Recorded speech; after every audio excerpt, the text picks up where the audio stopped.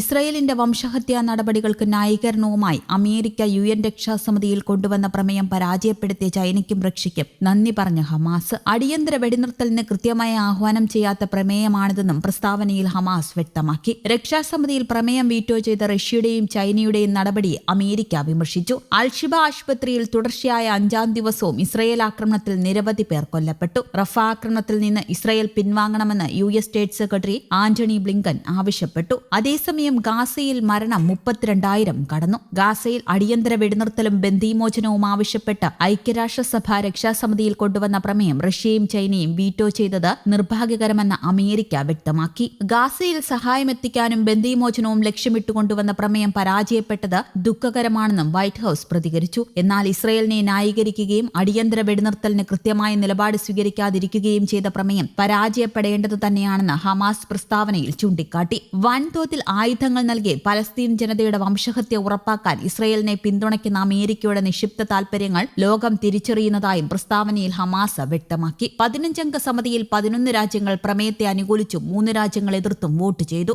Guyana വോട്ടെടുപ്പിൽ നിന്ന് വിട്ടുനിന്നു. China, Russia എന്നീ സ്ഥിരാംഗങ്ങളെ കൂടാതെ അൾജീരിയയും എതിർത്ത് വോട്ട് ചെയ്തു. റഫേൽ സൈനിക നടപടിക്ക് ഇസ്രയേലിന് പച്ചക്കൊടി കാട്ടുന്ന കപടമായ പ്രമേയമാണ് US അവതരിപ്പിച്ചത് എന്നാണ് റഷ്യയുടെയും ചൈനയുടെയും കുറ്റപ്പെടുത്തൽ. ഗാസയിൽ മുമ്പ് പലതവണ അടിയന്തര വെടിനിർത്തൽ ആവശ്യപ്പെട്ട് UN രക്ഷാസമിതിയിൽ കൊണ്ടുവന്ന പ്രമേയങ്ങളെ അമേരിക്ക വീറ്റോ ചെയ്യുകയായിരുന്നു. അടിയന്തര വെടിനിർത്തൽ വൈകിയാൽ വലിയ ദുരന്തമാകും കാത്തിരിക്കുന്നതെന്ന് UN secretary general Antonio Guterres മുന്നറിയിപ്പ് നൽകി. എത്രയും പെട്ടെന്ന് പുതിയൊരു പ്രമേയം രക്ഷാസമിതിക്ക് മുമ്പാകെ കൊണ്ടുവരാൻ ശ്രമിക്കുമെന്ന് ഫ്രാൻസ് അറിയിച്ചു. ഗാസ സിറ്റിയിലെ അൽഷിബ ആശുപത്രിയിൽ ഇസ്രയേൽ അതിക്രമം 5ാം ദിവസമായി ഇന്നലെയും തുടർന്നു. സൈന്യം നടത്തിയ ആക്രമണത്തിൽ കുട്ടികൾ ഉൾപ്പെടെ നിരവധി പേർ കൊല്ലപ്പെട്ടതായി ദൃക്സാക്ഷികൾ അറിയിച്ചു. അൽഷിബയിൽ പോരാളികളെ വധിച്ചതായി ഇസ്രയേൽ അവകാശവാദം ഹമാസ് തള്ളി. ആരോഗ്യ പ്രവർത്തകരെയും രോഗികളെയും കൂട്ടിരിക്കുന്നവരെയും അഭയാർത്ഥികളെയുമാണ് ഇസ്രയേൽ സൈന്യം കൊലപ്പെടുത്തുന്നതെന്നും ഹമാസ് പറഞ്ഞു. ഗാസയിൽ പിന്നിട്ട് 24 മണിക്കൂറിനിടെ 82 പേർ കൂടി കൊല്ലപ്പെട്ടതോടെ മരണസംഖ്യ ഉയരുകയാണ്. റഫ ആക്രമണത്തിൽ നിന്ന് പിന്മാറാൻ US state secretary Antony Blinken ഇസ്രയേലിനോട് വീണ്ടും ആവശ്യപ്പെട്ടു. അതിനിടെ ഗാസയിൽ 24 മണിക്കൂറിനിടെ